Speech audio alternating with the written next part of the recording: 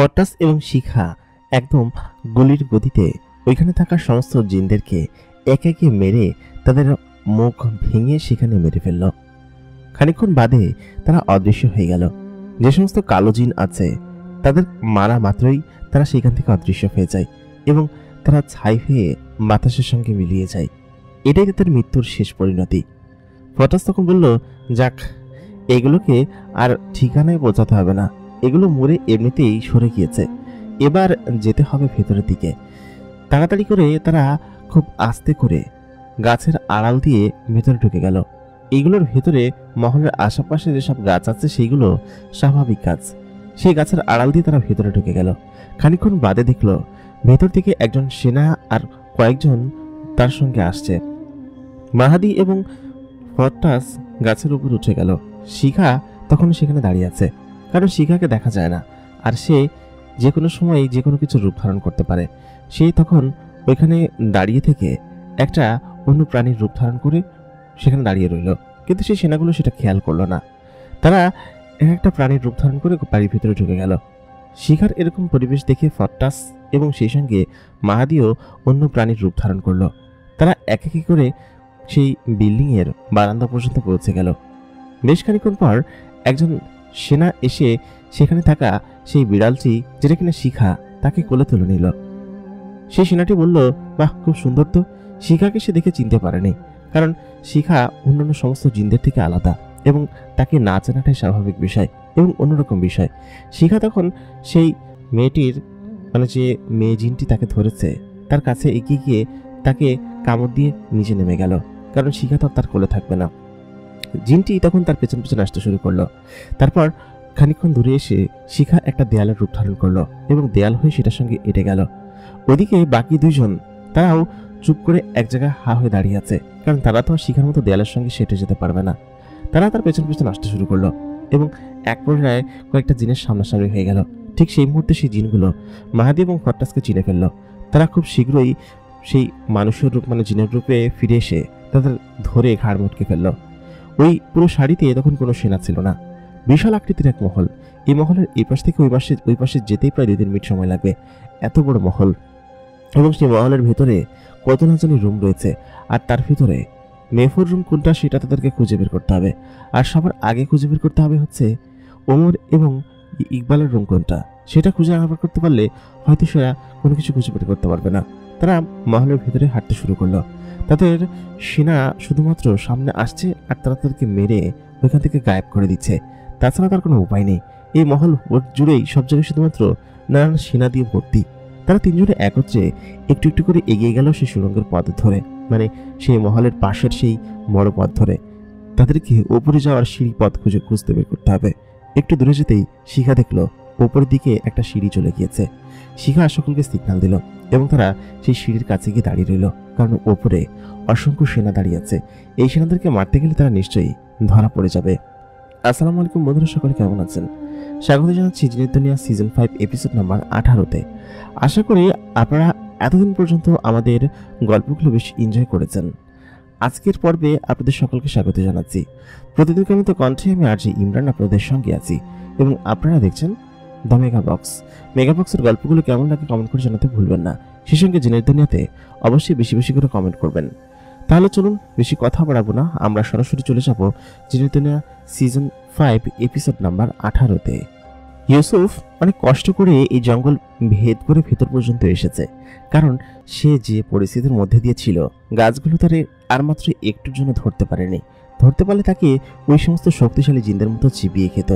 জিনগুলো আসলে সত্যি অতিরিক্ত শক্তিশালী এবং তারা মেফোর বইয়ের ভিতর থেকে বের হওয়া সেই সমস্ত জিন, যে জিনগুলো এত পরিমাণ শক্তিশালী যে তাদের সঙ্গে কোনোভাবেই পারা সম্ভব না। কিন্তু বুদ্ধি কাটিয়ে সে গাছগুলো দ্বারা সেই জিনগুলোকে মেরে ফেলেছে। আর সেই গাছগুলো এত বেশি শক্তিশালী যে ওই জিনগুলোকে সেকেন্ডের মধ্যে একদম গিলে খেয়েছে। সে আর ওখান থেকে আসতে পারবে না। যাই হোক, সেই পাখিটির সাহায্য নিয়ে সে এই পর্যন্ত পৌঁছে গিয়েছে। ইউসুফ সেখানে দাঁড়িয়ে আছে। 2 লেয়ারের সিকিউরিটি সিস্টেম। এই সিকিউরিটি সিস্টেম ভেদ করে ভেতরের দিকে প্রবেশ করতে হবে। বাইরে যত সেনা আছে সমস্ত সেনাদেরকে মারতে হবে, কিন্তু সমস্ত সেনাদেরকে না মেরে ভেতর দিকে যেতে হবে, কারণ তাদেরকে বুঝতে দেওয়া দিলে চলবে না। বুঝতে দিলেই তারা হয়তো চারিদিক থেকে তখন ঘিরে ফেলবে। আর ওদিক দিয়ে ফট্টাস এবং মাহাদি ওরা কি আসতে পেরেছে? কিছুই তো বুঝতে পারছি না। ইউসুফ সেটা চিন্তা করতে শুরু করলো। দুই পাশে সে তাকালো, তাকিয়ে দেখলো বেশ কিছু সেনা শিবির দিয়ে হাঁটাহাঁটি করছে, আর এর মধ্যে দিয়ে তাদেরকে ওই পাশে যাওয়াটা একটু কষ্টকর বিষয় হয়। সেহেতু পাখিটি বলল, ইউসুফ ভাই, আপনি এখানে দাঁড়ান, আমি ভেতর থেকে খবর নিয়ে আসছি। আপনার বন্ধুরা এসেছে কিনা সে বিষয়ে তো চিন্তা করছেন। ইউসুফ তখন বলল, তুমি কিভাবে জানলে? পাখিটি বলল, আমি মানুষের মনের খবর পড়তে পারি, আর আপনার খবর আমি কেন যেন পড়তে পারছি। সবার পারি না, তবে আপনি আপনার বন্ধুকে খুঁজছেন, তাই না? আমি সেটা দেখে আসছি। আপনি এখানে কিছুক্ষণ অপেক্ষা করুন। হ্যাঁ, আর যদি একটু সামনে আগাতে পারেন তাহলে আগান। ইউসুফ সেখানে দাঁড়িয়ে রইল। পাখিটি উপরের দিকে উঠতে শুরু করলো। পাখিটি অদৃশ্য অবস্থায় থাকলে কোনো জিন তাকে দেখতে পারে না। সে তখন সেই অবস্থায় সে সমস্ত জিনিসের ওপর দিয়ে উড়ে এই পাশে চলে আসলো। অনেকটা পথ আসার পর সে দেখলো কি যে প্রাসাদের ভেতরে বেশ কিছু সেনা তার দিকে তাকিয়ে আছে।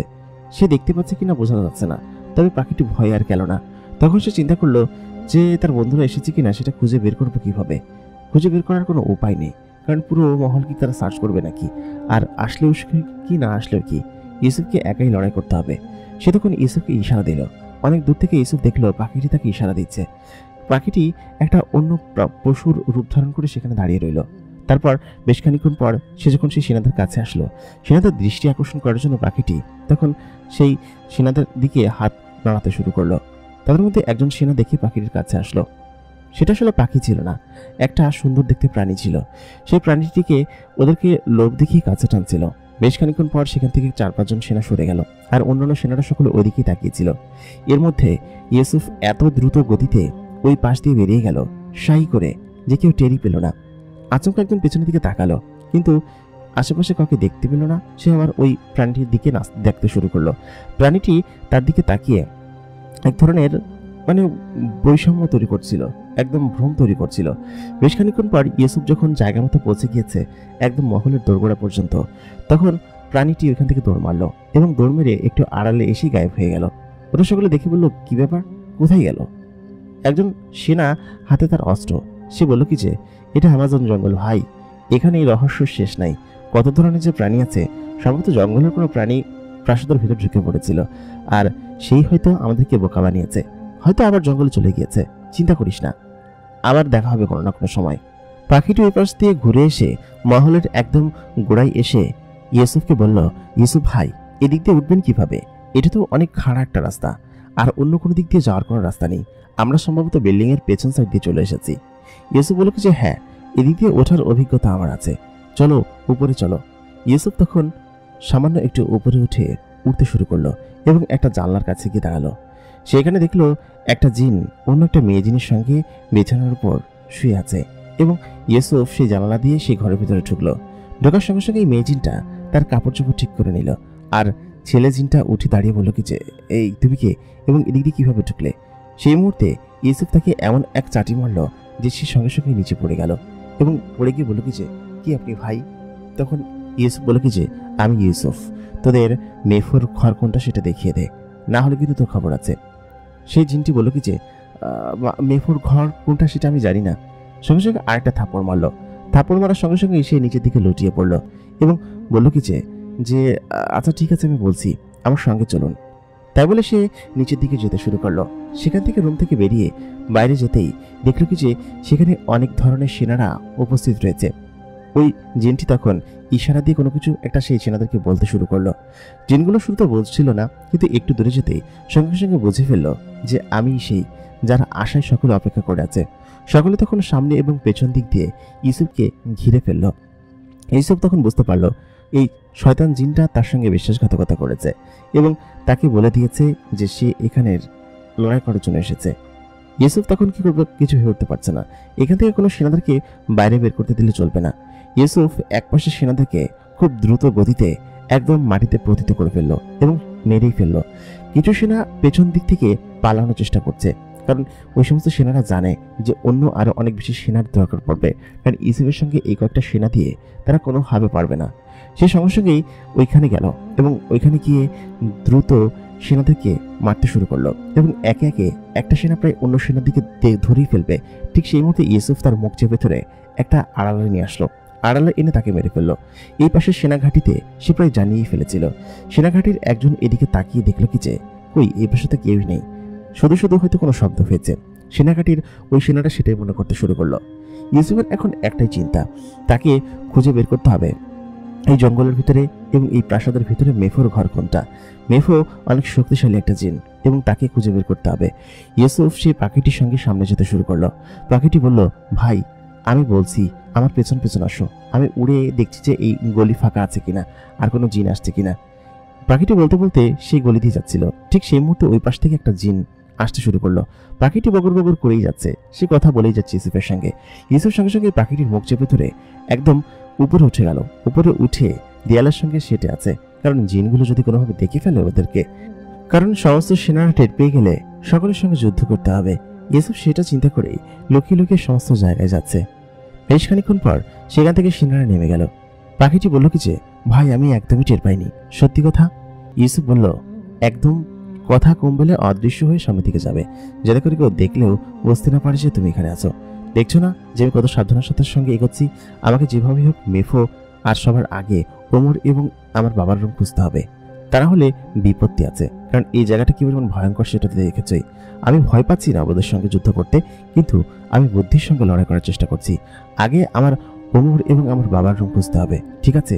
কোন ফ্লোরে আছে সেটা আমাকে দেখতে হবে।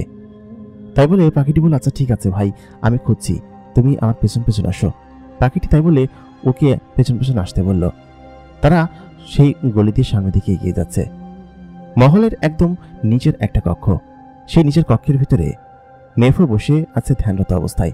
সামনে একটা প্ল্যানচেটের মতো গোল কিছু একটা আঁকা। মেফো তখন সেখানে ধ্যানরত অবস্থায় বসে কিছু একটা চিন্তা করছে। ঠিক সেই মুহূর্তে দুজন দূত এসে উপস্থিত হলো। সেই দূত মেফোকে বলল, মেফো মহারাজ, আমাদের আশেপাশে যত সেনা আছে সমস্ত সেনাদের মৃতদেহ জঙ্গলের ভিতরে পাওয়া গিয়েছে। আর আপনি যে 5 জন সেনা পাঠিয়েছিলেন, সেই 5 জন সেনার মৃতদেহ একটা কোনায় পাওয়া গিয়েছে। মৃতদেহ বলতে কিছু অংশ ওই নদীর ধারের রাস্তায় পাওয়া গিয়েছে। কিছু সেনা সেগুলো নিয়ে আসছে। আর ওইখানে যেসব গাছগুলো আছে সেই গাছগুলো বেশ ভয়ঙ্কর, ওদের ওখানে যাওয়া সম্ভব না। মেফো তখন বলল, ওরা ওইখানে কেন গিয়েছে? ওইখানকার গাছগুলো তো সত্যি ভয়ঙ্কর, ওদেরকে আমার বলা হয়নি। আসলে ওইখানকার গাছগুলো আমাদের ডায়রিয়ার বাইরে, আমাদের ম্যাপের বাইরে। নদীর ধারের এই পাশের যে গাছগুলো আছে ওরা খুবই ভয়ঙ্কর, ওরা কারোর কথা শোনে না। আর এখানকার সর্দারের সঙ্গে তো আমার কথা হয়েছে। সর্দার আমাদেরকে প্রতিশ্রুতি দিয়েছে, জঙ্গলের ভিতরকে প্রবেশ করলে সে প্রাণ নিয়ে বের হতে পারবে না। নিশ্চয়ই ইউসুফের এতক্ষণে সাঙ্গ লীলা পার হয়ে গিয়েছে, কারণ ইউসুফ জঙ্গলের ভিতর ঢুকেছে, সেটা গাছের সর্দার আমাকে জানিয়েছে। এবং সে ইউসুফকে হয়তো কোনো গাছ মেরে ফেলেছে। মেরে ফেললে হয়তো এতক্ষণ খবর দিত, হয়তো এতক্ষণ মারতে পারেনি, তবে নিশ্চয়ই মেরে ফেলেছে। আর মেরে ফেললে, আর আমি যে সমস্ত সেনাদেরকে পাঠিয়েছি ওরা নিশ্চয়ই ইউসুফকে ধরে নিয়ে আসবে মৃত অবস্থায়। সেহেতু তোমরা চিন্তা করো না, তোমরা যাও এখান থেকে। মেফো খুব হালকাভাবে নিচ্ছে সমস্ত কিছু, কারণ মেফো মনে করেছে যে ইউসুফ এটার ভেতরে প্রবেশ করতে পারবে না। ইউসুফের শক্তি যেন একদম অনেক কম এবং অম্লান হয়ে যাবে। আর মেফোর শক্তি অনেক বেশি এখানে। ইউসুফ এখানে যদি চলেও আসে তাও সে মেফোর শক্তির সঙ্গে পারবে না, কারণ তার কাছে তার বাবা আছে এবং তার ছেলে আছে। সেহেতু ইউসুফ কোনোভাবে এখানে আসলে কোনো সুবিধা করতে পারবে না। মেফো তাই বলে হাসতে শুরু করলো। বেশ খানিক্ষণ পর সামনের সেই বড় জায়গাটা আবার খুলে গেল। গাছের সর্দার তখন এসে বললেন, মেফো মহারাজ, আপনি যেটা বলেছিলেন সেই আন্দাজে আমরা কাজ করেছি, কিন্তু ইউসুফকে জঙ্গলের ভিতরে কোথাও খুঁজে পাইনি। আর আপনার কিছু সেনা দল আমাদের ওই উত্তর সাইডের যে নদীর ধারের গাছগুলো আছে সেই গাছগুলোর কাছে চলে গিয়েছিল। ওই গাছগুলো আমাদের আন্ডারের বাইরে, আর ওরা বেশ শক্তিশালী এবং ভয়ানক। ওরা যে কোনো কিছুকে একদম গিলে খেয়ে ফেলতে পারে এবং ওদের সঙ্গে আমাদের বলে না। সেহেতু সম্ভবত ওদের কাছে গিয়ে ওরা মারা গিয়েছে, ওদিকে যেতে নিষেধ করবেন, ঠিক আছে? মেহবু তখন বলল, হ্যাঁ আমি ওদেরকে নিষেধ করে দিয়েছি, আর চিন্তা করবেন না। অনেকক্ষণ পর একজন সেনা হাঁপাতে হাঁপাতে এসে বলল কি যে মেফো মহারাজ, আমাদের উত্তর সাইডের কিছু সেনা তারা মিসিং রয়েছে, তারা ওইখানে দেখতে পাচ্ছি না আমরা। ওইখানে একটু সেনারা ছিল, গার্ডে ছিল, কিন্তু ওই পাশের সেনাগুলো কোথায় যেন হারিয়ে গেছে, তাদেরকে খুঁজে পাচ্ছি না, কি হবে কিছু বুঝে উঠতে পারছি না। মেফো তখন বলল, কেন তারা কোথায় গিয়েছে? কোথাও তো হারিয়ে যাওয়ার সম্ভাবনা নেই। ওরা কি তাহলে গাছের কাছে গেল? কিন্তু গাছের কাছে গেলে গাছগুলো তো কোনো ক্ষতি করবে না, তাহলে কোথায় গেল? মেফো ওদেরকে তখন বললো কি, আচ্ছা ঠিক আছে তুমি যাও, আমি দেখছি কি করা যায়। আর আমাকে ওমরের কাছে আবার যেতে হবে, আর ইকবালের কাছেও। সেই সময় চলে এসেছিলাম, ওরা আমার সেই বইগুলোকে নষ্ট করে ফেলেছে এবং বইগুলোর সম্পর্কে ইকবাল খুব ভালোভাবে জানে। মেফো তখন সেখান থেকে উঠে দাঁড়ালো। তাকে ইকবালের রুমে আবার যেতে হবে। তখন সে বাধ্যতামূলক চলে এসেছিল গাছের রাজার সঙ্গে কথা বলার জন্য, এবং গাছের রাজার সঙ্গে কথা বলে সে এখানে ধ্যানে বসে পড়েছে। তখন তাকে আবার সেই পুনরায় সেখানে ফিরে যেতে হবে। চারিদিকে রাত তখন গভীর, বেশ অন্ধকারচ্ছন্ন জায়গা। উপরের আলো নিচের দিকে হালকা পড়েছে, নিচ থেকে আকাশ দেখা যায়, কিন্তু আশ্চর্য মেফো এমন শক্তি তৈরি করেছে যে উপর থেকে নিচে পর্যন্ত কিছু দেখা যায় না, শুধুমাত্র গাছপালা। এবং এই সাম্রাজ্য বিশাল সাম্রাজ্য, বিশাল মডেল বিল্ডিং, এবং চারিদিকে অপরূপ সৌন্দর্য দিয়ে সাজিয়েছে মেফো। তবে এই জায়গাটা যে এরকম বানিয়েছে মেফো, সেটা দেখে ইউসুফের বিশ্বাসই হচ্ছে না। ইউসুফ অনেকটা খোঁজাখুঁজি করার পরে ইউসুফ তিনতলার একটা কামরার দিকে পৌঁছালো। ততক্ষণে বেশ কিছু সেনা সেখানে মরে পড়ে আছে। এই সমস্ত সেনাদের মৃতদেহ যদি দেখা যায়, তাহলে অন্য সেনারা দেখলে বুঝতে পারবে যে নিশ্চয়ই মহলের ভিতরে কোনো ষড়যন্ত্র চলছে, এবং নিশ্চয়ই এমন কোনো কিছু প্রবেশ করেছে যারা কিনা এই সমস্ত জিন্দাকে মেরে ফেলছে। ইউসুফ খানিকটা দূরে যেতেই একটু কাছে একটা বড় কক্ষ দেখতে পেল। তিনতলা, আর এই পাশের এই কক্ষটা সত্যিই বেশ অদ্ভুত লাগছে। ইউসুফ সঙ্গে সঙ্গেই সে কক্ষে গিয়ে দরজা টোকা দিল। দরজা টোকা দিতেই ভেতর থেকে একটা শব্দ আসলো, কে? ঘর থেকে শব্দটা ইউসুফের কেন যেন চেনা চেনা লাগছে। বেশ খানিক্ষণ পর এসে দরজা খুলল। দরজা খোলার সঙ্গে সঙ্গেই ইউসুফ সামনে তার বাবাকে দেখতে পেয়ে সত্যি অবাক হয়ে গেল, কারণ সামনে তার বাবা বসে আছে আর পেছনে ওমর। ইউসুফ সঙ্গে সঙ্গেই তার বাবাকে জড়িয়ে ধরল, ধরে বলল কি যে, বাবা। ওমর তখন ঘুমাচ্ছিল। ওমর সঙ্গে সঙ্গেই উঠে গেল ঘুম থেকে তার বাবার কণ্ঠ শুনে। তার বাবাকে সে সঙ্গে সঙ্গে এসে জড়িয়ে ধরল, বলল কি যে, বাবা, আমি তোমার কি কত মিস করেছি জানো? তুমি কোথায় গিয়েছিলে? আর ওরা আমাকে ধরে নিয়ে এসেছে, তুমি তখন কোথায় ছিলে? 101টা প্রশ্ন করে ইউসুফকে যেন একদম পাগল করে ফেলছিল। ইউসুফ তখন বলল, ওরা তোমাকে এখানে ঘুরতে নিয়ে এসেছে বাবা, এখনই আমরা চলে যাবো এখান থেকে। ইকবাল তখন বলল যে, বাবা ইউসুফ, এখান থেকে বের হওয়া প্রায় ইম্পসিবল, আমাদের এখান থেকে বের হতে পারবো না, আমাদেরকে খুব নিরাপদে এখান থেকে সরে যেতে হবে। এখানে মেফু একটু পরে আবার আসবে, ও আমার কাছে একটা জিনিস খুঁজে খুঁজে আমাদেরকে শুধুমাত্র বারবার বলছে। ইউসুফ তখন বলল, বাবা, আমি এদের সঙ্গে কোনো যুদ্ধ চাই না, এরা এখানে থাকুক, আমি কোনো সেনা নিয়ে আসিনি। আর তাছাড়া এই জঙ্গল খুবই ভয়ঙ্কর জঙ্গল, এরা এখানে থাকুক, আর এরা এখানে থেকে খুব বড় সাম্রাজ্য বিস্তার করতে পারবে না, আর আমাদের ওইখান কোনো ক্ষতিও করতে পারবে না, কারণ এই জঙ্গল শুধুমাত্র 10-12 কিলোমিটার বর্গ কিলোমিটার পর্যন্তই তাদের এরিয়া আর তাদের রাজত্ব। এই সমস্ত গাছ কখনো বাইরে বের হতে পারবে না, আর ওই সমস্ত জিনেরাও কখনো আমাদের কোনো ক্ষতি করতে পারবে না, কোনোদিন না। সেক্ষেত্রে মেফু বেঁচে থাকলে আমাদের কোনো কিছু করার নেই, মেফু বেঁচে থাকুক। ইকবাল তখন বলল, না, তুই যেটা ভাবছিস সেটা না, মেফু অনেক শক্তি বিস্তার করবে, ও আস্তে আস্তে ব্রাজিলের জঙ্গল আবার দখল করবে। তুই মেফুকে চিনিস না, আমি চিনি, আর মেফুকে আমি দেখে আসছি আমার সেই জন্মসূত্র থেকে। মেফুকে তুই যদি কোনোভাবে এখানে বাঁচিয়ে রেখে যাস, তাহলে মেফু এই পুরো ব্রাজিলের জঙ্গল আবার দখল করে নেবে, পৃথিবীর অর্ধেক তার দখলে চলে যাবে, এবং পুনরায় তোকে আবার তার সঙ্গে যুদ্ধ করতে হবে। তার থেকে ভালো না যে ওকে একদম এখান থেকে গোড়া থেকে উপড়ে ফেলা। ইউসুফ তখন বলল, বাবা, তুমি চুপ থাকো তো, তুমি কোনো কথা বলো না, আর তোমার জীবন আর ওমরের জীবন আমি ঝুঁকিতে ফেলতে পারবো না। দরকার হলে আবার ওদের এখানে এসে আমি আক্রমণ করব। আমরা কি ওদেরকে হারিয়ে ফেলছি নাকি? আর এই পুরো জঙ্গলের সমস্ত রহস্য আমি জেনে গিয়েছি, এরপরে চাইলে আমি আবার এখানে আসতে পারবো। আর এখানে লোকেশন তো আমার মার্ক করা আছে, তাই না? এই লোকেশন অনুযায়ী আবার ওদেরকে আক্রমণ করলে। ইকবাল তখন আবার থামিয়ে দিল। মূল কথা হচ্ছে ইকবালের যে বুদ্ধিমত্তা আছে, আর ইকবাল যেটা জানে সেটা ইউসুফ কোনোভাবেই জানে না। ইউসুফের বুদ্ধিমত্তা অনেকটা জিনের মতো আর অনেকটা মানুষের মতো, তবে সে ইকবালের মতো চিন্তা করতে পারে না। ওমর তখন বলল, দাদাজান, আমি বাড়িতে যাব, আমাকে বাড়িতে নিয়ে চলো। তখন ইউসুফ বলল, আব্বা, আমি সত্যি বলেছি, নিরাপদ রাস্তা দিয়ে আমরা বেরিয়ে যাই। এখান থেকে সামান্য 2 কক্ষ উপরে উঠলেই সামনের ছাদ, আর ছাদ দিয়ে আমি এবং তুমি খুব শীঘ্রই এখান থেকে বের হতে পারবো। শুধুমাত্র ছাদ পর্যন্ত পৌঁছাতে হবে আমাদের। তুমি চলো বাবা, কোনো কথা বলো না, অন্য সময় না হয় দেখবো। এখন আমার ছেলের জীবন হুমকিতে আছে, তোমার জীবন হুমকিতে আছে, এর মধ্যে আমি এখানে যুদ্ধ করতে পারি না। আমি চাইলে এখানে সেনা নিয়ে এসে যুদ্ধ করতে পারতাম না, সেনাদেরকে সিগন্যাল পাঠাতে পারতাম না। পাঠাইনি কিসের জন্য? কারণ আমি চেয়েছি খুব নিরাপদ এবং খুব কোনো কিছু কাউকে না জানাতে দিয়ে এখান থেকে আমি বেরিয়ে পড়বো। তুমি চলো বাবা। আর এখানে আর কেউ আসেনি, ওদিকে ফট্টাস, মাহাদি, শিখা ওরা আসতে পারেনি, কারণ ওরা এই লোকেশন খুঁজে বের করতে পারেনি। আমাদেরকে একাই যেতে হবে, আমি একাই এসেছি। ঠিক সেই মুহূর্তে সেই পাখিটি বলে উঠল, হ্যাঁ হ্যাঁ মহারাজ, আপনি চলুন। পাখিটিকে কথা বলতে দেখে ওমর বলল কি যে কি ব্যাপার, এই পাখিটি কথা বলছে? ইকবাল তখন বলল, অ্যামাজন জঙ্গলের অনেক রহস্যময় জিনিস আছে, এই জঙ্গল তার মধ্যে একটি। এই জঙ্গলের রহস্য আমি কখনো কোনোদিন ভেদ করতে পারিনি। এই জঙ্গল হচ্ছে মানুষ খেকোকে জঙ্গল। এই জঙ্গলে আমি এসেছি, অসংখ্যবার প্রবেশ করার চেষ্টা করেছি, কিন্তু এই সমস্ত রহস্যময় প্রাণী এবং নানান ধরনের অদ্ভুত জিনিসের জন্য এই জঙ্গলে প্রবেশ করতে আমি পারিনি কখনো। কিন্তু মেফো সেটা তার কালো শক্তি দিয়ে করে দেখিয়েছে এবং মেফো এই সাম্রাজ্য অনেক বড় করবে, কিন্তু তুই আমার কথা শুনছিস না। সেই মুহূর্তে ইকবাল তখন বলল, কেউ একজন উপরের দিকে আসছে, আমাদের এখান থেকে খুব শীঘ্রই পালাতে হবে, তাড়াতাড়ি চল। তখন ইউসুফ বলল, কিছু তুমি কিভাবে বুঝলে? ইকবাল তখন বলল, আমি জানি নিশ্চয়ই মেফো আসছে এবং মেফো আমার কাছে আবার আসবে, সেটা আমি জানি। আমাদেরকে খুব শীঘ্রই এখান থেকে বের হতে হবে, চল।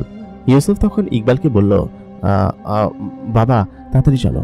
ইকবাল তখন বলল, তুই আমার কথা শোন, আমি এখানে থাকি, তুই পাশে গিয়ে লুকিয়ে থাক। মেফো এখানে এসে আমার কাছে একটা জিনিস জিজ্ঞেস করবে, আমি বলবো না সেটা, তারপরে চলে যাবে। তারপর না হয় আসিস, তাই না? আর হচ্ছে মেফো যদি দেখে এই রুম খালি, তাহলে ও সন্দেহ করবে। তুই একপাশে লুকিয়ে পড়, তাড়াতাড়ি যা। কিন্তু ইউসুফ কোনোভাবেই ইকবালের কথা শুনল না। ইকবালকে এবং ওমরকে কোলে নিয়ে সে খুব দ্রুত রুম থেকে বেরিয়ে গেল। রুম থেকে বেরিয়ে পাশের একটা কক্ষে সে সেখানে গিয়ে অবস্থান করতে শুরু করলো। সেই গলি দিয়ে সে সোজাসুজি নিচের দিকে নেমে যাচ্ছে। অন্ধকারচ্ছন্ন একটা গলি এবং সেই গলিটা সোজাসুজি একদম উপরের দিকে চলে গিয়েছে। সেটা ভেবে সে গলি দিয়ে সামনে এগিয়ে যাচ্ছে। পাখিটা বলল, ইউসুফ ভাই, আপনি আস্তে আস্তে যান, এত দ্রুত যাচ্ছেন কিসের জন্য? কোথাও গিয়ে একটা আঘাত খাবেন। ঠিক সেই মুহূর্তে ওরা সামনে গিয়ে কোনো কিছু একটার সঙ্গে মুখোমুখি হলো। অন্ধকারের মধ্যে কোনো কিছু দেখা যাচ্ছে না অথবা বোঝাও যাচ্ছে না। সঙ্গে সঙ্গেই একদল জিনিস সঙ্গে আঘাত খেলো। আঘাত খেয়ে সঙ্গে সঙ্গে ইউসুফ তার পাশের তরবারিটা বের করে তাদেরকে আক্রমণ করতে শুরু করলো। ফট্টাস তখন বলল, এই কি ভাই, কে ভাই, কে ভাই, আমাদেরকে মারিস না ভাই, ভাই ছেড়ে দে, ছেড়ে দে। মাহাদি তখন বললো কি যে, আরে ইউসুফ। ফট্টাস একপাশে পড়ে গিয়ে সে তখন কান্নাকাটি করছে, বলতেছে যে, ভাই আমি এসব জিনিসে ভয় পাই। আসলেই ফট্টাস ব্রাজিলের জঙ্গল খুব বেশি ভয় পায়, এই জন্য সে তার শক্তি এখানে দেখাতে পারছে না। অন্য জায়গায় সে বিশাল বীর, তার সঙ্গে কেউ পারবে না, কিন্তু জঙ্গল আর এসব প্রাণী সে খুব ভয় পায়। ফট্টাস তখন সেখানে গড়াগড়ি খাচ্ছে। মাহাদি ইউসুফকে দেখে বলল কি যে, আরে ইউসুফ, তুই এসে পড়েছিস সেখানে? আমি জানতাম। আরে ওমর তুমি আর মহারাজ, আপনি আপনাকে উদ্ধার করে নিয়ে এসেছে, যে আমরা খুব খুশি হয়েছি। ইউসুফ তখন মাহাদিকে বলল, মাহাদি, আমাদেরকে খুব শীঘ্রই এখান থেকে বের হতে হবে। আর ফট্টাস ভাই, তুমি এরকম বাচ্চাদের মতো করছো কিসের জন্য? তুমি তো একদম। ফট্টাস তখন ইকবালকে দেখে বলল, ইকবাল, তোমাকে দেখে অনেক ভালো লাগলো, বহু বছর পর তোমাকে দেখছি, আর তুমি এরকম ভাবে, সত্যি, তুমি চলো তাড়াতাড়ি। ফট্টাস এই কথা বলতেই ইকবাল তখন বলল, কি বলছো? সেদিনকে যুদ্ধে যাওয়ার সময় তো তুমি আমাদের মহলে এসেছিলে।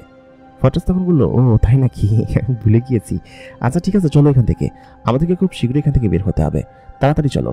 তারা উপরের সিঁড়ি খুঁজতে শুরু করলো, কারণ উপরের সিঁড়ি না খুঁজলে তারা তার উপরের দিকে যেতে পারবে না।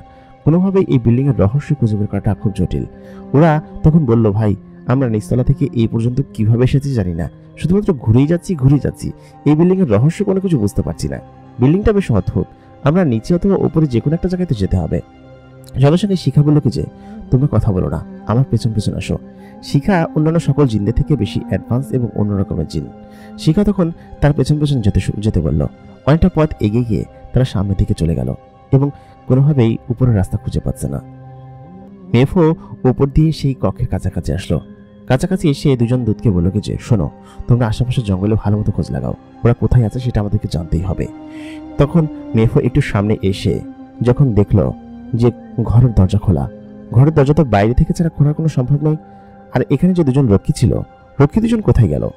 ওই রক্ষী দুজনকে ডাক দিতে শুরু করলো, কিন্তু আশেপাশে কোথাও নেই। সঙ্গে সঙ্গে দরজা খুলে ভিতরে ঢুকে দেখলো কি যে সেখানে ওমর অথবা ওইখানকার ইকবাল কেউই নেই। সকলে সে সঙ্গে সঙ্গে রেগে গেল। রেগে গিয়ে কয়েকজন জিনকে ডাক দিল। জিন সকলে উপস্থিত হয়ে বলল কি যে, মহারাজ, নিশ্চয়ই বিল্ডিং এর ভিতরে কেউ প্রবেশ করেছে। কারণ হচ্ছে বিল্ডিং এর অসংখ্য সেনা নেই এবং অসংখ্য সেনা মারা গিয়েছে এবং তাদের মৃতদেহ পড়ে আছে। আর যে সমস্ত সেনা গায়েব হয়ে গিয়েছে তারা কালো জাদুর দর্পি স্টেশনের জিন ছিল এবং সেই জিনগুলো মারা গিয়ে তারা গায়েব হয়ে গিয়েছে, কারণ তারা সমসাময়িক জিন এবং তারা মারা যাবে, সেটা স্বাভাবিক বিষয়। ইউসুফ তখন ওদেরকে নিয়ে গিয়েছে।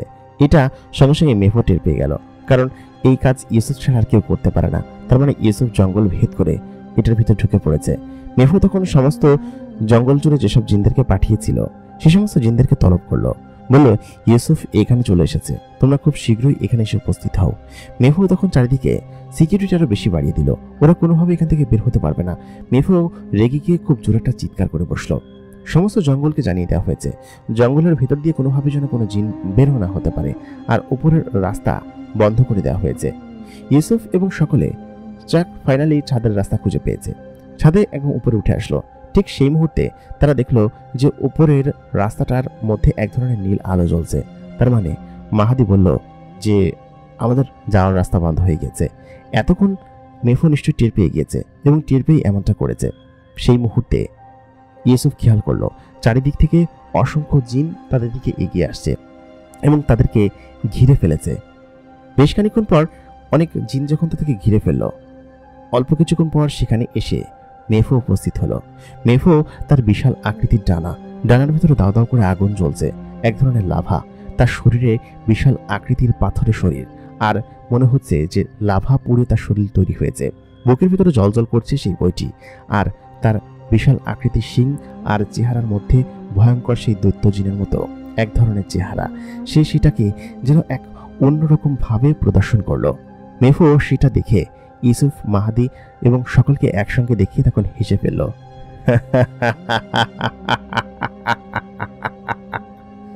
তোরা কি ভেবেছিস যে তোরা এখান থেকে বেঁচে চলে যেতে পারবি? কখনোই না।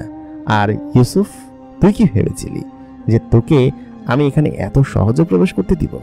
এত সহজে তোকে আসতে দিয়েছি আমি। আর আমি ফাঁদ পেতেছি কি শুধুমাত্র একটা ইসের জন্য? আমি ফাঁদ পেতেছি তোদের সকলকে একসঙ্গে ধরার জন্য। কুরুলুস রাজ্যের সকল সেনা এবং সেনাপতি সহ সকলে এখানে আছে, কিন্তু এখানে তো হানিফাকে দেখতে পাচ্ছি না। হানিফা কোথায়? তোদেরকে আমি ফাঁসিয়েছি। তখন ইউসুফ অবাক হয়ে গেল। ইকবাল তখন বলল, দেখেছিস, তোকে আমি বলেছিলাম না এখান থেকে ওকে না মেরে যাস না, আর ওকে না মেরে এখান থেকে তুই যেতেও পারবি না, কারণ ও তোদেরকে ফাঁসিয়েছে। তোকে তো তখন বলছিলাম, তুই তো বুঝতে পারলি না। ইউসুফ তখন বলল, কিভাবে ফাঁসিয়েছে? মেফো তখন বলে উঠল, তোদের সকলকে এখানে আসতে আমি বাধ্য করেছি। তোরা কি ভেবেছিস এই বড় জঙ্গলের এত বড় রাস্তা ধরে তোরা এই পর্যন্ত পৌঁছে গিয়েছিস শুধুমাত্র তোদের বুদ্ধিমত্তার কারণে? অবশ্যই না। শোন ইউসুফ, তুই যদি ইকবালের সন্তান হয়ে থাকিস তাহলে আমিও সাধারণ কোনো মানুষের সন্তান নই, আমিও আলকিসের সন্তান। আলকিস ছিল এই পৃথিবীতে 500 বছর জীবিত থাকা মহাশক্তিশালী একমাত্র মানুষ, যে কিনা জিনেদের সঙ্গে লড়াই করেছে এবং জিনের সর্দারকে বিয়ে করেছে, সর্দারের মেয়েকে, এবং জিনের সর্দারের একটা পুরো বিশ্বের সম্রাট হতে চেয়েছিল। ইউসুফ তখন বলে উঠল, এ হচ্ছে আমার বাবা, যে কিনা পুরো মুসলিম জিন জাহানের সম্রাট। তোর বাবা একজন কালো জাদুর শয়তান ছিল এবং সেই শয়তানই তোকে দিয়ে গিয়েছে, কিন্তু কোনোভাবে তুই সেখান থেকে জিততে পারবি না। মেফো তখন বলল, তুই কি করবি আমার বলতো? এই পুরো ব্রাজিলের জঙ্গল এখন আমার। আশেপাশে 10 কিলোমিটারের মধ্যে শুধুমাত্র মানুষকে গাছ এবং জন্তু জানোয়ার আছে যারা শুধুমাত্র আমার কথা শোনে। এই পুরো মহলের ভিতরে প্রায় 1 লাখের মতো সেনা রয়েছে, সেই সেনারা সকলে আমার কথা শোনে। আর এই পুরো আশপাশে এমন ভাবে কালো জাদু দিয়ে বেষ্টনী দেওয়া, সেই বেষ্টনী ভেদ করে তুই কোনো সময় বের হতে পারবি না। তাহলে তুই কিভাবে চিন্তা করিস যে তুই এখান থেকে তোর বাপ এবং ছেলেকে নিয়ে বের হয়ে যাবি? সঙ্গে সঙ্গে ফটাস বলল, কি যে তোকে ছাড়বো না আমি। তাই বলে ফটাসের মুখ দিয়ে এক ধরনের বরফের লাভা বের করতে শুরু করলো। সেটা বরফের এক ধরনের বড় বড় চাকের মতো জিনিস।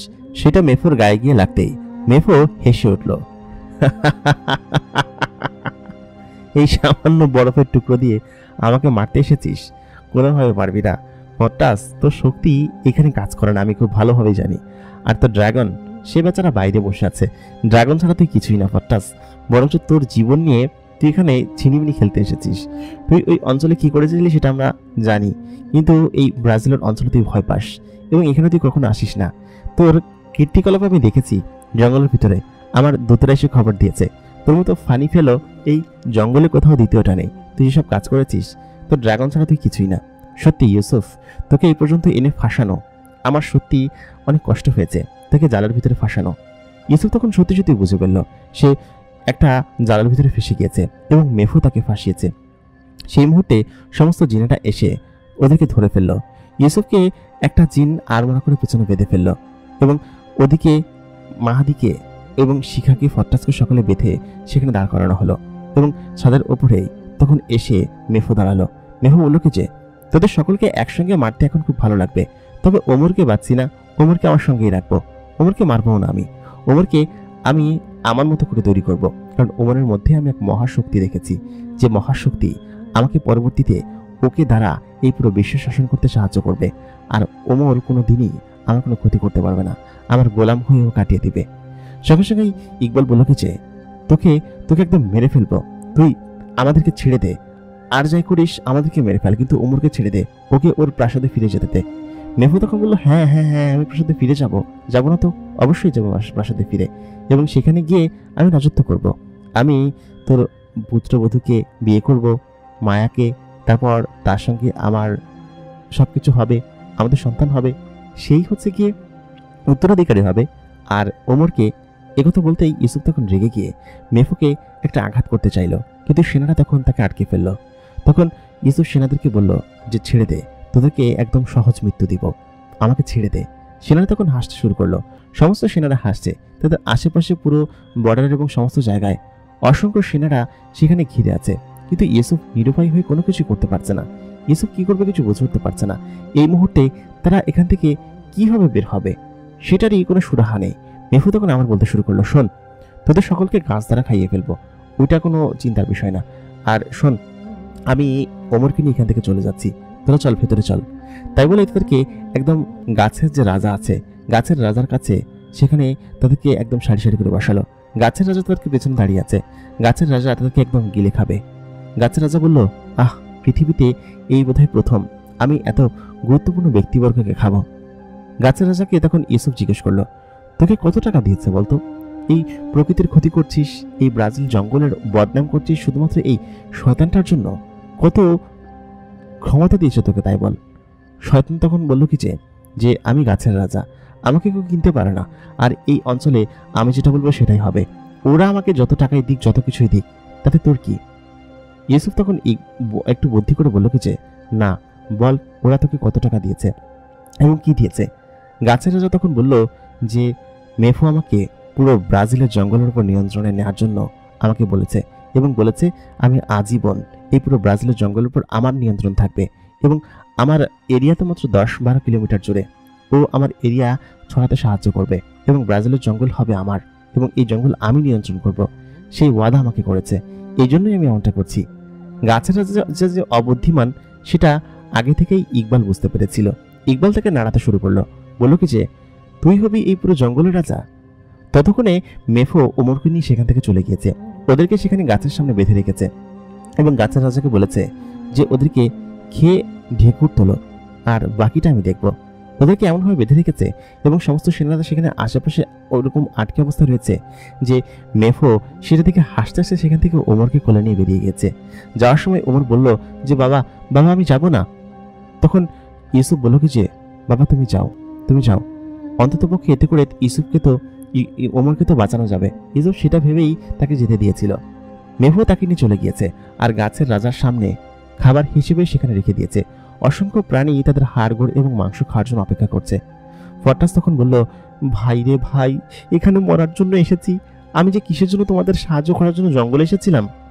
সত্যি আমি জঙ্গলে আসতে নিষেধ করেছিলাম তখন।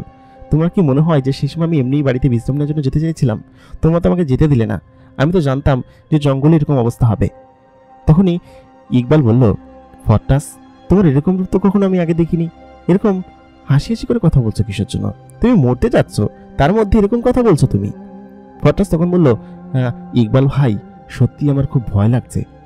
তখন শিখা বলে উঠল, ফরটাস তুমি আজব মানুষ ভাই, তুমি ইকবালকেও আপনি করে বলো, ভাই বলে বলো, আবার তার ছেলেকেও তুই তুকারি করে ভাই করে বলো, তাহলে তুমি দুজনেই তোমার ভাই। তখন ফরটাস বলল, ভাই আমি এই জগতে কয়েক হাজার বছর ধরে সেই সৃষ্টির সূচনা লগ্ন থেকে আছি, কারাকে আর কার ভাই তা আমি জানি না, তবে যাকেই সামনে পাই তাকেই ভাই বলে ডাকি। ফরটাসের মাথা আসলে খারাপ হয়ে গিয়েছে এখানে এসে, সামনে নির্ঘাত মৃত্যু দেখেও সে হাসি তামাশা করে যাচ্ছে। তবে এই মুহূর্তে ইকবালের কোনো বুদ্ধি খাটাতে হবে, বুদ্ধি না খাটালে সে কোনোভাবেই এখান থেকে বের হতে পারবে না, কারণ এখান থেকে যেভাবে হোক বের হতে হবে। আর একবার ছাড়া পেলেই এরা এখানকার সমস্ত সেনাদেরকে মেরে নিচে পর্যন্ত যেতে পারবে, কারণ কোনোভাবেই এদেরকে এখান থেকে না মেরে যাওয়াটা কোনোটা সম্ভব নয়, ইম্পসিবল, মেরে যেতেই হবে। আর এভাবে তো তারা মরতে পারে না। ইউসুফ তখন বলল, আব্বা তুমি চিন্তা করো না, ও আমাকে খেয়ে কোনোভাবে হজম করতে পারবে না, আর আমি কোনোভাবেই ওদেরকে ছাড়বো না।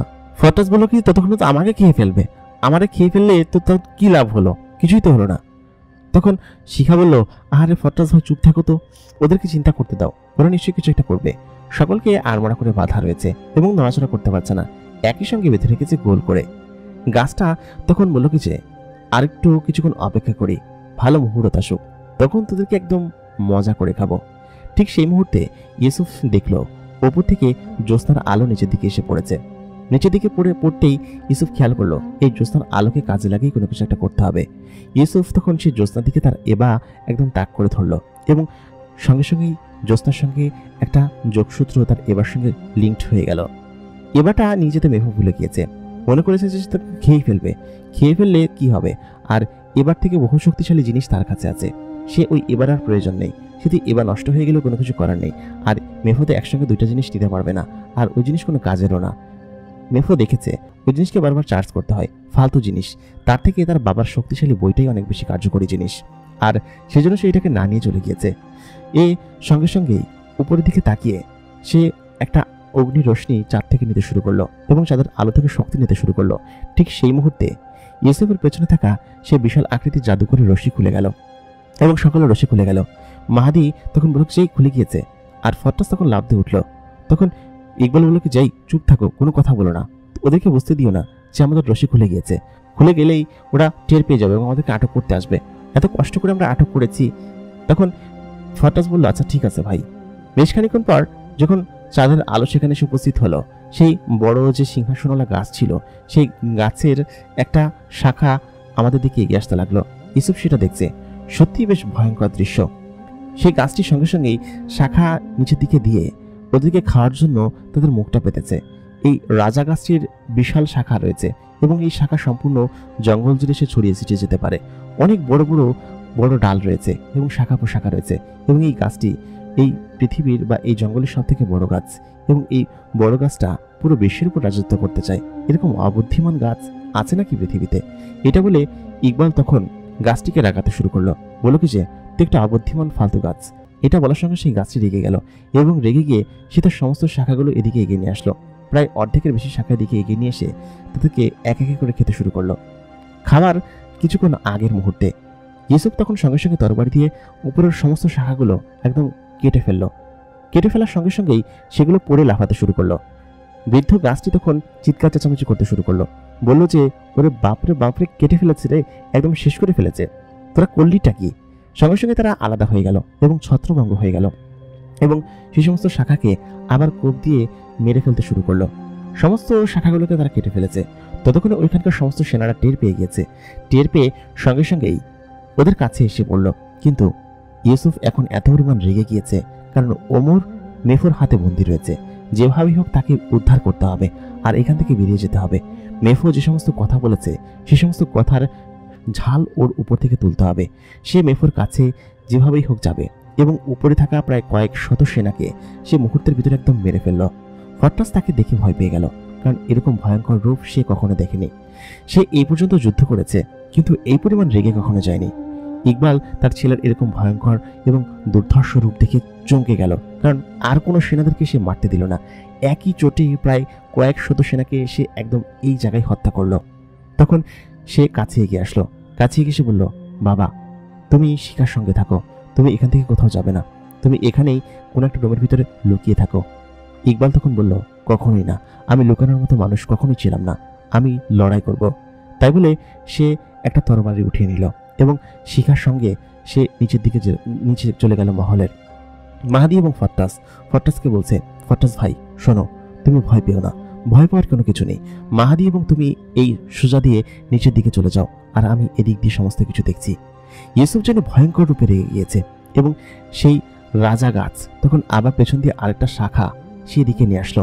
ঠিক সেই মুহূর্তে ইউসুফ সেই রাজা গাছের কাছে গিয়ে তার সমস্ত শাখাগুলো রয়েছে সেই শাখাগুলো কেটে দিল। কিন্তু রাজা গাছ কি এত সহজে মরে?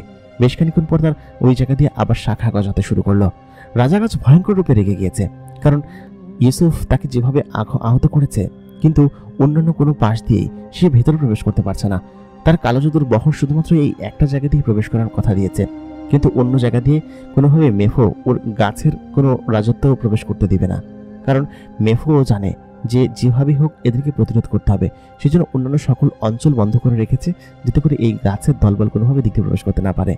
আর রাজা গাছ তখন তার সমস্ত শাখা দিয়ে এদিকে প্রবেশ করতে শুরু করলো। রাজা গাছ নিজেও রেগে গিয়েছে এবং তার শাখা গজাতে 5 মিনিট সময় লাগে। প্রত্যেকটা শাখা 5 মিনিটের ভিতর আবার গজিয়ে যাবে। ইউসুফ সেটা জানতো না।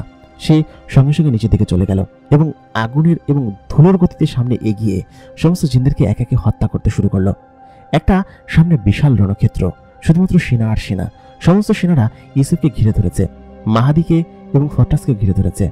ওদিকে ইকবাল এবং শিখা ওই বড় ভিতর অঞ্চল দিয়ে সেই নিচের দিকে এগিয়ে চলেছে। ইকবাল একে একে সমস্ত সেনাদেরকে হত্যা করছে। ইকবালের সেই আগের শক্তি যেন সে সামনে দিকে দেখতে পাচ্ছে। যেভাবেই হোক এই পুরো রাজ্যকে ধ্বংস করে তারপর এখান থেকে যেতে হবে। আর ইকবাল আগের মতো ঠিক তরবারি ধরে যুদ্ধ করতে শুরু করলো। চারিদিকে এখন শুধুমাত্র অস্তিত্বের লড়াই। যেভাবেই হোক এখান থেকে মেফোকে হারিয়ে যেতেই হবে। মেফোর মতো শক্তিশালী একজন জিন, যাকে হারাতে পারবে কিনা জানে না, তবে যেভাবেই হোক তাদেরকে এখান থেকে হারিয়ে বের হতে হবে এবং এই অঞ্চল থেকে বেরিয়ে অঞ্চলটা ধ্বংস করে রেখে যেতে হবে। তা না হলে তাদের অস্তিত্ব আবার হুমকির মধ্যে পড়বে। ইকবাল তরবারি নিয়ে লাখ লাখ সেনাদের আশেপাশে দাঁড়িয়ে আছে। আর এই পাশে ওদিকে মাহাদি এবং ফরটাস তারাও তরবারি নিয়ে যুদ্ধের জন্য প্রস্তুত। ইকবাল এবং শিখা সেও যুদ্ধের জন্য প্রস্তুত। সামনে শত শত সেনা, একে একে তাদেরকে মেরে সামনের দিকে এগিয়ে যেতে হবে। মেফো মহল একদম নিচের দিকে মেফোর চেম্বার রয়েছে এবং সেখানেই তাদের গন্তব্য, সেখানেই পৌঁছাতে হবে। সকলেই তাদের প্রস্তুত ভঙ্গিমায় সামনের দিকে এগিয়ে চলেছে। ওদিকে হানিফা হাসপাতালের বেডের উপর বসে আছে। তার দুই পাশে দুজন সুন্দরী নার্স তার হাত পা টিপে দিচ্ছে। হানিফা টিভিতে দেখছে যে কিছু একটা হচ্ছে, যুদ্ধের কোন একটা সিন, কোন একটা সিনেমা, হলিউডের কোন একটা সিনেমা হবে। সেটাকে দেখে সেগুলো দেখে বলল কি যে আরে বেটা পেছন দিয়ে মার। সেখানে সঙ্গে সঙ্গে সালমান এসে বলল কি যে কি হানিফা চাচা, সিনেমা দেখা হচ্ছে বুঝি? হানিফা তখন বলল, আরে ভাই, এরকম জিনিস যদি আগে পেতাম তাহলে কত ভালো হতো না। দেখ কি সুন্দর সুন্দরী দুটো মেয়ে আমার হাত পা টিপে দিচ্ছে, আর এদিকে যুদ্ধের সিনেমা চলছে। সত্যি টিভি দেখতে খুব ভালো লাগে, এরকম শান্তশিষ্ট রুমের ভিতরে। ভাই আমি যেতে চাই না, আমাদের রাজ্য তো ঠিক আছে তাই না, আমি এখানেই থাকবো সারা জীবন। হানিফাকে তখন সালমান বলল কি যে ও তাহলে আপনার বুঝি এই সমস্ত জিনিস মজা লেগে গিয়েছে তাই না? কিন্তু সালমানের মুখে চিন্তার ছাপ। ওদিকে এখন পর্যন্ত তারা ফেরত আসেনি। যদি কোনোভাবে কোনো দুর্ঘটনা ঘটে যায় আর হানিফাকে সেটা বলি, সে তো এখন এখানে খুব আনন্দে এবং আরামে আছে। হানিফা তখন টিভিতে দেখে এবং ফল খাচ্ছে, আঙ্গুর খাচ্ছে, তারা হাত পা টিপে দিচ্ছে আর টিভি দেখছে। হানিফা এদিকে এরকমভাবে বসে আছে। হানিফার মাথাটা তো নষ্ট হয়ে গেল না তো?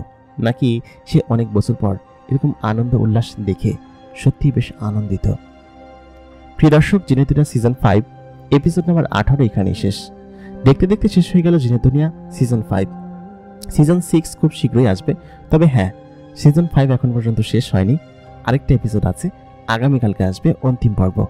অন্তিম পর্বে কি হবে জানতে হলে সকলকে অবশ্যই স্বাগত থাকলো আমাদের এই চ্যানেলে। সকলে আমাদেরকে বেশি বেশি করে সাপোর্ট করুন, বেশি বেশি করে লাইক করুন, শেয়ার করুন আমাদের কন্টেন্ট, এবং আমাদেরকে সাবস্ক্রাইব না করে থাকলে অবশ্যই সাবস্ক্রাইব করে রাখুন। দেখা হচ্ছে অন্তিম পর্বে। আগামীকাল আসতে চলেছে অন্তিম পর্ব, এবং অন্তিম পর্বে কি হবে সেটা জানতে হলে আমাদের সঙ্গেই থাকুন। দিনে দিনে শেষ হয়ে যাচ্ছে এবং আপনাদের অপেক্ষার প্রহরও শেষ হচ্ছে। দেখা হচ্ছে অন্তিম পর্বে। ধন্যবাদ সবাইকে।